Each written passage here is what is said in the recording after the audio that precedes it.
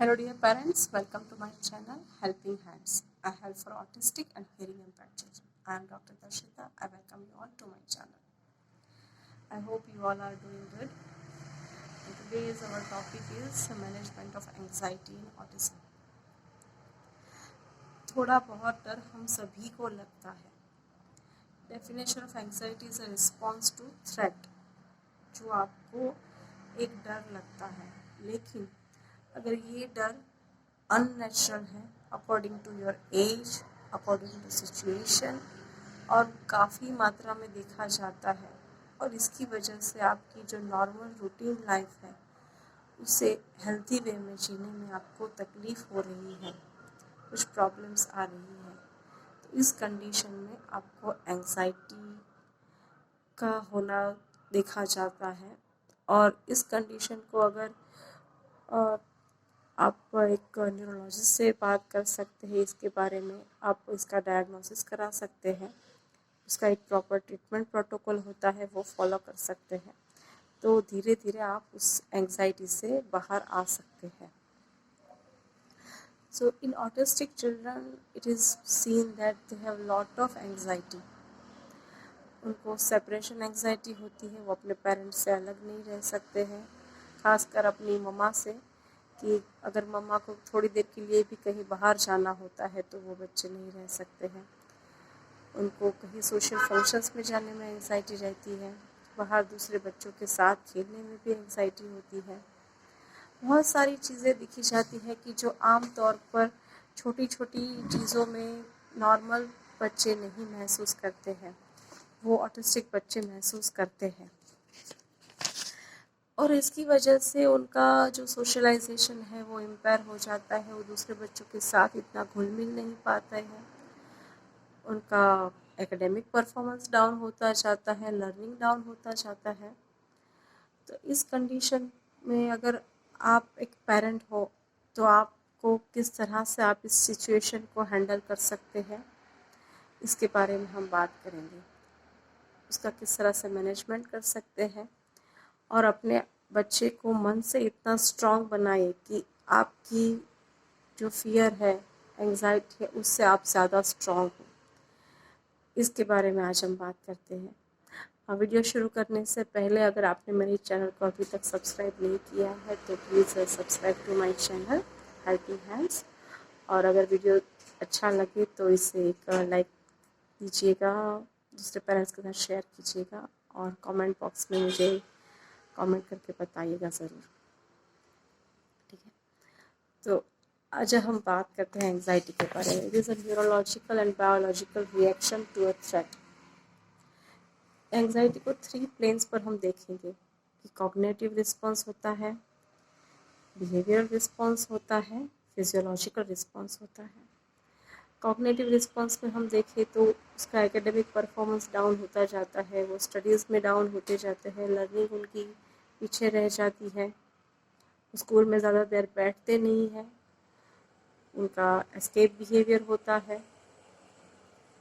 फिर behaviour plane पर हम देखे जाए तो एस्केप बिहेवियर, अवॉइडेंस करना ही नहीं है. जैसे ही कुछ एक्टिविटीज़ कराने स्टार्ट की, कुछ पढ़ाना स्टार्ट किया, बच्चा सब कुछ छोड़कर चला जाता है, करना ही नहीं चाहता है, ये देखा जाता है. अटेंशन नहीं देता है, परफॉर्मेंस उनका डाउन होता जाता है, खुद पर कंट्रोल नहीं होता है, ये चीज़ देखी जाती है. फिर अगेन फिजियोलॉजिकल रिस्पॉन्स देखे जाएंगे कि बच्चे को बहुत ज़्यादा पसीना आता है, हार्ट रेट इंक्रीज़ हो जाते हैं, जनरलाइज मसल टेंशन होता है कि बच्चा बिल्कुल अपने बॉडी को बहुत टाइट कर देता है. तो ये जो सारे मैंने आपको बताए सिम्टम्स, वो सारे एंग्जाइटी के सिम्टम्स होते हैं. बीइंग अ पेरेंट, आप जब आपके बच्चे में देखते हो कि उसकी अकॉर्डिंग टू एज और अकॉर्डिंग टू सिचुएशन ये चीज़ें कुछ ज़्यादा ही है. नॉर्मल बच्चे इतनी ज़्यादा एंग्जाइटी फील नहीं करते हैं, लेकिन ऑटिस्टिक बच्चे काफ़ी ज़्यादा उनमें ये देखा जाता है कि ये उनमें एंग्जाइटी का ट्रेंड देखा जाता है. और इस कंडीशन की वजह से उनको एक नॉर्मल हेल्थी लाइफ जीने में प्रॉब्लम्स आ रही है. तो इस कंडीशन में आप क्या करोगे कि सबसे पहले आप उसका रेटिंग करोगे कि कौन कौन सी चीज़ों के लिए बच्चे को एंजाइटी फील होती है। आप उसका एक वरी बुक बना सकते हो कि कौन कौन सी चीज़ों के लिए मेरे बच्चे को फियर है। हाइट से हो सकता है, पानी से हो सकता है, जैसे सेपरेशन एंजाइटी मैंने बताया। स्कूल्स में एंजाइटी होती है, ज़्यादा देर बच्चा बैठता नहीं है। हर चीज़ आप बिहेवियर पे मत डालो, क्योंकि एंजाइटी भी एक होता है जिनको भी कंसिडर किया जाता है। तो आपको डिस्क्रिमिनेट भी करना है कि ये इश्यू बिहेवियरल इश्यू है या एंजाइटी इश्यू है। आप ये चीज़ कर सकते हो। इस चीज़ में कॉग्निटिव बिहेवियरल थेरेपी को काफ़ी इफ़ेक्टिव माना गया है कि कौन कौन सी चीज़ों के लिए बच्चे को एंजाइटी फील होती है, इसके पहले आप नोट डाउन कीजिए।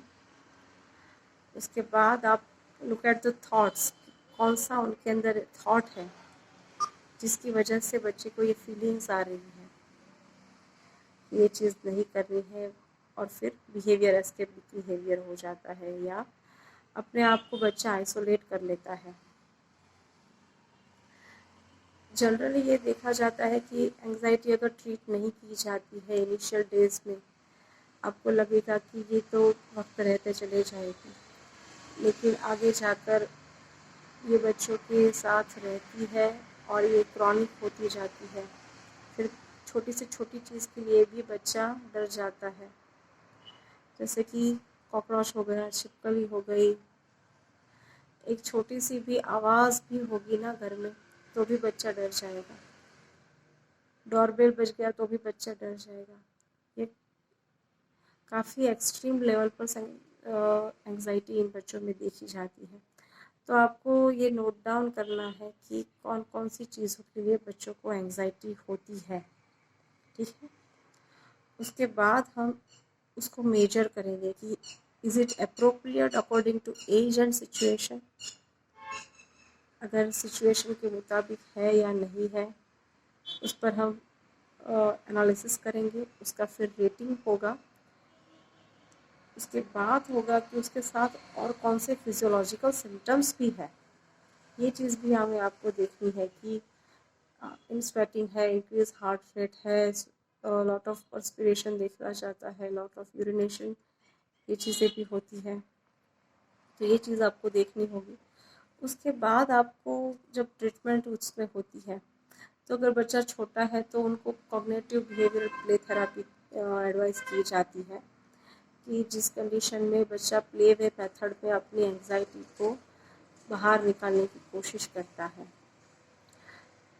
इसके लिए कहा जाता है कि जैसे बच्चे के लिए जो टॉयज़ है वही उनके लिए एक सिंबॉलिक रिप्रेजेंटेशन करेगा कि बच्चे को आप जैसे एक पूरा सेट दिखा दो बच्चे को कि इसमें जैसे प्लेइंग जो प्ले थेरापिस्ट होते हैं उनके पास होते हैं कि डॉल्स अलग अलग टाइप्स के होते हैं, एनिमल्स होते हैं, व्हीकल्स होते हैं, अलग अलग तरह की चीज़ें होती है जिससे वो बच्चे की अंदर की एंजाइटी को एसेस करते हैं। तो उससे वो एक जजमेंट लगा लेते हैं कि और उसका एक ट्रीटमेंट प्लान डिसाइड किया जाता है। तो आपको फिर ये डिसाइड होने के बाद आपको चेंज करके उसका एक जो थॉट है, उसका एक अल्टरनेटिव थॉट आप क्या दे सकते हो, ये सोचना है। और उसके बाद इसका एक अनहेल्दी बिहेवियर को आप हेल्दी बिहेवियर में किस तरह से कन्वर्ट कर सकेंगे। जैसे कि बच्चे को बहुत ज़्यादा पैर पछाड़ने की जो है एंजाइटी, ड्यूरिंग एंजाइटी वो बच्चा बहुत ज़्यादा पैर पछाड़ता है, तो ये आपने नोटिस किया कि उसका एक बिहेवियर सिम्टम्स भी आप साथ में ये चीज़ देखते हो। तो आप एक स्टोरी टेलिंग भी कर सकते हो कि उस बिहेवियर को आपने आइडेंटिफाई किया, उसके रिलेटेड आप एक स्टोरी फॉर्म करोगे। आप बुक से भी कर सकते हो या अपने आप से भी बना सकते हो, और उस स्टोरी के अंदर आप इस तरह से उसको एक अल्टरनेटिव थॉट पैटर्न दोगे कि ऐसा करने से तो ऐसा होता है, उसका एक सोशल इम्पैक्ट इस तरह से आता है, तो वो बच्चे को वो चीज़ समझने में आसानी होगी। लॉट ऑफ मेथड्स आप पपेट से कर सकते हो, स्टोरी टेलिंग से कर सकते हो, एक सैंड ट्रे लेकर उसके साथ भी आप ये चीज़ें करा सकते हो, मिनिएचर टॉयज़ लेकर भी ये चीज़ें की जाती हैं। उसके बाद आप जब बच्चे को एक हेल्दी बिहेवियर की ओर लेकर जाओगे कि इस कंडीशन में आप क्या कर सकते हो, सबसे पहले कि आप अपनी मम्मा को बता सकते हो या फिर अपने टीचर को बता सकते हो। सेकंड है आप थोड़ा पानी पी सकते हो। थर्ड है आप एक वॉक पर जा सकते हो। आप उसके लिए एक ब्रेक पास भी आप स्कूल से टीचर्स दे सकते हैं कि उनको 5 मिनट्स ब्रेक दिया जाता है, वो गार्डन में एक चक्कर लगा सके या फिर कॉरिडोर में एक चक्कर लगा सके। उसके बाद आप किसी की हेल्प ले सकते हो, टीचर की हेल्प ले लो या फिर आप अपने फ्रेंड्स की हेल्प ले सकते हो, या फिर आप हेल्प का कार्ड बना दो कि बच्चे को जब भी ज़रूरत पड़े तो वो हेल्प का कार्ड देगा टीचर को। अगर बच्चा नॉन वर्बल है तो आप उसको अलग अलग पिक्चर्स भी दिखा सकते हो, जैसे कि telling to teacher, call help. फिर उसके बाद आप बच्चे को कुछ कॉपिंग स्ट्रेटजीज सिखा सकते हो, काम डाउन स्ट्रेटजीज सिखा सकते हो। सबसे इजी है कॉपिंग स्ट्रेटजी, वो है डीप ब्रीथिंग स्ट्रेटजी, जो मैंने एक अगले वीडियो में मैंने बताया था कि 10 easy practical ways to calm down your anxious child. इस वीडियो में मैंने इस चीज़ पर डिटेल में आपको डिस्क्राइब किया है कि आप किस तरह से डीप ब्रीथिंग स्ट्रेटजीज से बच्चे को एंजाइटी रिलीफ किस तरह से की जा सकती है। ये काफ़ी इफ़ेक्टिव मानी जाती है और कहीं पर भी कर सकते हो, तो उसके लिए कुछ इंस्ट्रूमेंट की ज़रूरत भी नहीं पड़ती है और बच्चा नेचुरल वे में अपने आप को काम डाउन फील करता है। उसके अलावा आप उसको रेगुलर बेसिस पर योगा और प्राणायाम, इन दो चीज़ों की भी प्रैक्टिस दे सकते हो। मेडिटेशन भी बच्चे को करा सकते हो। अलॉन्ग विद दैट आप एक पेट भी घर पे रख सकते हो, जैसे कि डॉग रख लिया, तो उसके साथ भी बच्चा अपने आप को एक इमोशनली कनेक्ट फील करता है और उसकी जो इंटरनल एंग्जाइटी है वो धीरे धीरे रिड्यूस होती जाती है। It has been said that अगर आप बच्चे के थॉट पैटर्न चेंज कर दोगे ना, क्यों, तो वो उसका ऑटोमेटिक बिहेवियर भी चेंज हो जाएगा और उसके बाद जो है वो लर्निंग होगी, वो बहुत अच्छी लर्निंग होगी। अगर आप खुद भी एक महसूस करोगे कि आप स्ट्रेस में काम कर रहे हो तो आप इतना अच्छा वर्क नहीं कर पाओगे, लेकिन आप जॉयफुल मूड में काम कर रहे हो, कुछ गाते हुए, गुनगुनाते हुए, म्यूज़िक सुनते हुए काम कर रहे हो, तो आपको पता भी नहीं चलेगा कि मेरा काम कब ख़त्म हो गया और at the end of the day आपको लगेगा हाँ मैंने इतना अच्छा काम किया है। तो यही चीज़ आपके बच्चे के साथ भी है, आपका बच्चा आपसे अलग नहीं है। जैसे कि मैंने बताया था कि there are right and left two hemisphere of brain, when this both get connected properly you will get best results. So यही चीज़ आपके बच्चे के साथ भी है कि अगर उनको एंजाइटी फील हो रही है, they are having on a fear mode और फियर और फ्राइट रिस्पॉन्स, उस कंडीशन में आप उसको काम डाउन किस तरह से करोगे और उसको एक अल्टरनेटिव थॉट किस तरह से दोगे, ये बहुत इम्पॉर्टेंट है। उसके बाद आप उसको एक फैंटेसी स्टोरी भी सिखा भी यूज़ में ले सकते हो, जैसे कि परियों की होती है कि इस तरह से कंडीशन थी, उसमें बच्चे को हेल्प करने के लिए एक परी आई थी। तो बच्चे के अंदर ये स्टोरी टेलिंग से बच्चे को एक इंटरनल जो फियर होता है उससे बच्चा धीरे धीरे बाहर आता है कि हाँ एक सुपर ह्यूमन पावर है जो मुझे हेल्प करेगा, अगर मुझे कभी भी ज़रूरत है तो मैं उससे हेल्प ले सकता हूँ। जैसे अब बच्चे को कोई भी कैरेक्टर पसंद हो, जैसे कि स्पाइडरमैन है, ही मैन है, डोरेमोन है, आजकल तो काफ़ी आते हैं कार्टून्स, तो आप देख लो कि जैसे कि इस कार्टून में क्या हुआ कि इसको कुछ प्रॉब्लम था, फिर उसे हीरो बचाने आया। तो यही चीज़ होती है कि उसके अंदर भी एक ये थॉट डालो कि कुछ भी कंडीशन में होगी आप उसके से हेल्प ले सकते हो। आप अपने ईश्वर को याद कर सकते हो, भगवान को याद कर सकते हो, दोनों हाथ जोड़कर। आप जब आप भी खुद भी ये चीज़ महसूस करना कि आपको जब तकलीफ होती है आप क्या करते हो, दोनों हाथ जोड़कर आप ईश्वर के आगे मदद मांगते हो। तो यही चीज़ है कि जब आप ये दोनों हाथ जोड़ते हो आपका right and left hemisphere connect होता है, आप अपने आप को काम डाउन फील करते हो। उसके बाद आपका जो है वो अबाउ थिंकिंग होता है, आपकी जो प्रॉब्लम से ऊपर उठकर आपकी एक थिंकिंग होती है कि मैं अपने ईश्वर से मदद मांग रहा हूँ, मेरा ईश्वर मुझे ज़रूर मदद करेगा। यही चीज़ आपके बच्चे के साथ है कि आप उसके सामने उसके टीचर है, उसके पेरेंट्स, यही उनके लिए भगवान होते हैं। कि अगर आप कोई भी डिस्ट्रक्टिव बिहेवियर करने से पहले अगर आपको इस तरह का महसूस हो रहा है, आप बोर हो रहे हैं, तो बोर का कार्ड दिखा दो, हेल्प चाहिए हेल्प का कार्ड दिखा दो, मम्मा को कॉल करना है मम्मा का कार्ड दिखाओ। जिन बच्चों को बहुत ज़्यादा सेपरेशन एंग्जाइटी होती है उनके लिए भी ये चीज़ होती है कि वो अपने पेरेंट्स को कॉल कर सकते हैं, तो उनके लिए भी एक कार्ड बना सकते हो। आपको 5 मिनट्स ब्रेक चाहिए तो ब्रेक पास आप बना सकते हो उसके लिए। बच्चा एक बार आपको, इवन बच्चा नॉन वर्बल भी है ना, वो आपको एक बार एक कार्ड दिखाना स्टार्ट करेगा ना, तो वो अपने आप को वो चीज़ की इमोशंस वो महसूस करने लगेगा कि हाँ, वो उसको जो इमोशन है वो महसूस करना उसने स्टार्ट किया है कि मैं बोर हो रहा हूँ, मुझे अच्छा नहीं लग रहा है।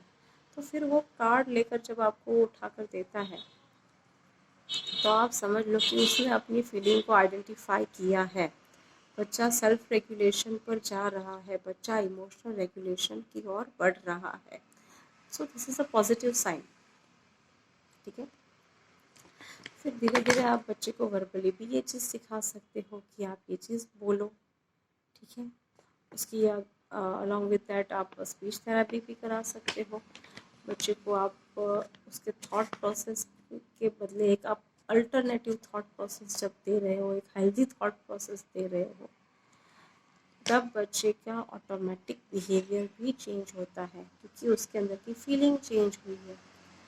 आपके अंदर एक जब बुरा थॉट होता है तो आप ऑटोमेटिकली बुरा ही फील करोगे, आपके बॉडी के अंदर इस तरह की ही न्यूरोकेमिकल रिएक्शन होगी।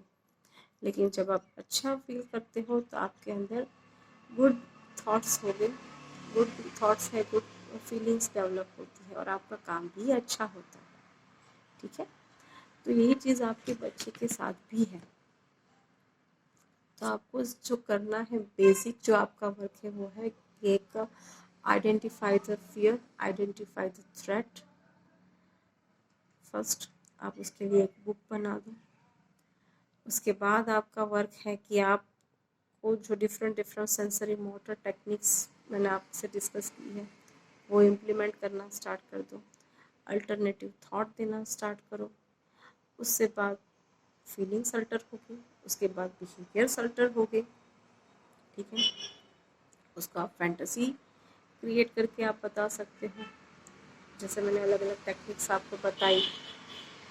पपेट से आप बता सकते हो, स्टोरी टेलिंग से कर सकते हो, फिर आप सेल्फ प्ले के ज़रिए भी ये चीज़ कर सकते हो। आप उसके जिस चीज़ का थ्रेट है उसका एक, जैसे कि आपके बच्चे को कॉकरोच का है तो आप क्या करोगे कि एक मिनी कॉकरोच आप पेंट करके बना लो, या फिर जो मार्केट में आर्टिफिशियल टॉयज़ मिलते हैं वहाँ से आप परचेस कर लो। फिर क्या करोगे आप उसके बच्चे के हैंड पर वो 2-2 सेकंड के लिए रखो। सबसे पहले आपको उसके भी एक स्टेप्स है, जैसे मैं आपको बताती हूँ कि बच्चे के उसके साइड से घबराया नहीं। ठीक है, तो ये फर्स्ट है पॉजिटिव कि आप उसकी फियर को रिमूव कर रहे हैं। सेकंड है कि उसे ऐसे जस्ट टच करके हाथ ले लिया, तो सेकंड कि वो एक और स्टेप आगे बढ़ गया। उसके बाद आप बच्चे को सिर्फ 2 सेकंड के लिए आप उसको हथेली में रखने के लिए बोल दो। 2 सेकंड रख लिया, ह्यूजली अप्रिशिएट करो। हर स्टेप को आपको ह्यूजली रीइंफोर्स करना है, ह्यूजली अप्रिशिएट करना है। ठीक है, उसके बाद आप हथेली में उसको रखने दो। 1 मिनट रख लिया, वेरी गुड। उसके बाद उसको 2 मिनट रखने दो, वेरी गुड। फिर थोड़ा ऊपर लेकर जाओ, फिर एल्बो से ऊपर लेकर जाओ, फिर कंधे पर रखने दो। इस तरह से ग्रेजुअली आप उस फियर को डिसेंसिटाइज करते जा रहे हो। और उसके बाद आप बच्चे को बोलो कि cockroach, I am braver than you, मैं आपसे नहीं डरता हूँ, because I am stronger than you, I am braver. So इसी चीज़ को आप उसके बोलो कि लाउडली बोलो कि मैं अब कॉकरोच से नहीं डरता हूँ, मैं कॉकरोच से ज़्यादा स्ट्रांग हूँ, I am a brave boy. So इस तरह से बच्चा अपने आप को उस फियर से ओवरकम करता जाएगा। It takes time, it will not happen in a one day, okay, but consistently आपको एफर्ट्स डालने हैं, पेशेंटली वर्क करना है, सिस्टमेटिक वे में करना है। अगर आप किसी थेरापी सेंटर में जा रहे हो, वहाँ पे कॉग्निटिव बिहेवियर थेरापी का मिल रहा है फैसिलिटी, वो ले सकते हो, प्ले थेरापी का मिल रहा है वो ले सकते हो, किसी भी ट्रेन थेरापिस्ट से आप गाइडेंस ले सकते हो, ठीक है। आप उसको इसे, जैसे मैंने बताया कि आपको सिचुएशन देखनी है, किस तरह का बच्चे के अंदर है, कौन सी सिचुएशन में उनको एंग्जाइटी फील होती है, ठीक है। उसके बाद मैंने आपको स्ट्रेटजीज सारी शेयर की कि किस तरह से आप ये चीज़ अल्टर कर सकते हो, change your thought, change your feeling, change your behaviour. फिर कार्ड्स बना लो, हेल्प का कार्ड लो, मदद का कार्ड बना दो, बोरिंग का कार्ड बना दो, वॉकिंग का कार्ड बना दो, ब्रेकफास्ट बना दो। फिर आप कॉपिंग स्ट्रेटजीज का कार्ड बना सकते हो। इसके अलावा आप अदर फिजियोलॉजिकल मस्कुलर एक्सरसाइजेस भी आप कर सकते हो, जैसे आप थेरापी को स्ट्रेच कर दो। तो ये चीज़ें भी होती है कि जब when you move a muscle you are changing a thought.